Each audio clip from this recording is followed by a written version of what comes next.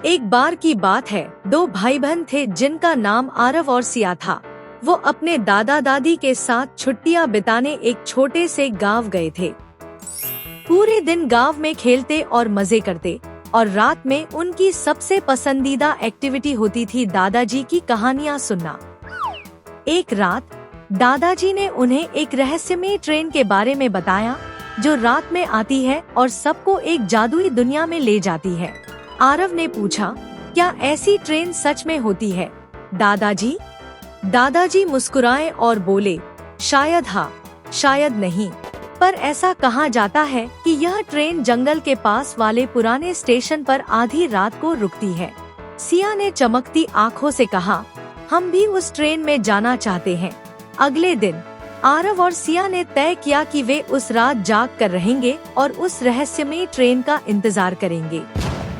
आधी रात को वे चुपचाप घर से बाहर निकल गए और पुराने स्टेशन की ओर चल पड़े। चारों तरफ सन्नाटा था और सिर्फ जंगल की आवाजें सुनाई दे रही थी। जब वे स्टेशन पहुँचे तो उन्होंने वहाँ एक पुरानी ट्रेन खड़ी देखी। बड़े बड़े अक्षरों में लिखा था, मिस्ट्री ट्रेन। आरव हैरानी से बोला, यह सच में है। दोनों थोड़े डरे हुए थे लेकिन ट्रेन में चढ़ गए। अंदर सब कुछ रंग बिरंगा और चमचमाता हुआ था। सीटों पर इंद्रधनुष जैसे रंगों के कुशन थे। अचानक एक रोबोट जैसे कंडक्टर उनके सामने आया और मुस्कुराते हुए बोला, स्वागत है बच्चों, यह मिस्ट्री ट्रेन तुम्हें एक अनोखी यात्रा पर ले जाएगी। ट्रेन धीरे धीरे चलने लगी और खिड़की के बाहर का दृश्य बदलने लगा।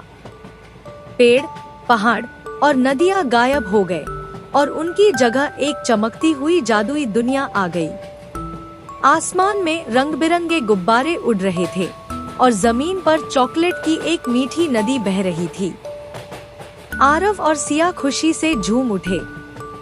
सिया ने खिड़की से बाहर इशारा करते हुए कहा, देखो आरव, ये चॉकलेट की नदी है। जैसे ही ट्रेन रुकी, दोनों बच्चे कूदकर बाहर आ गए। वहाँ उन्हें एक प्यारा खरगोश मिला जिसका नाम चोकू था। चोकू ने कहा, स्वागत है बच्चों, ये जादुई दुनिया है।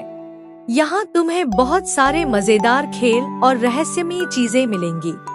आरव ने उत्साहित होकर पूछा, क्या हम यहाँ की हर चीज छू सकते हैं और खा सकते हैं? चोकू हंसते हुए बोला, हाँ, लेकिन एक शर्त है, तुम्हें हर चीज के बारे में कुछ सीखना भी पड़ेगा। फिर आरव और सिया चॉकलेट नदी के पास एक नाव में बैठ गए और चोकू के साथ यात्रा शुरू की। नाव ने उन्हें बर्फ के एक पहाड़ के पास उतारा। वहाँ एक बर्फीली परी खड़ी थी जिसका नाम स्नोरा था। उसने उन्हें बर्फ की बनी अद्भुत मूर्तियाँ दिखाईं। उसने कहा, ये मूर्तियाँ हमारे उन दोस्तों के लिए हैं जो दूर से यहाँ आते हैं। तुम भी एक मूर्ति बना सकते हो। आरव और सिया ने एक छोटी बर्फ की बिल्ली बनाई जो बहुत प्यारी लग रही थी।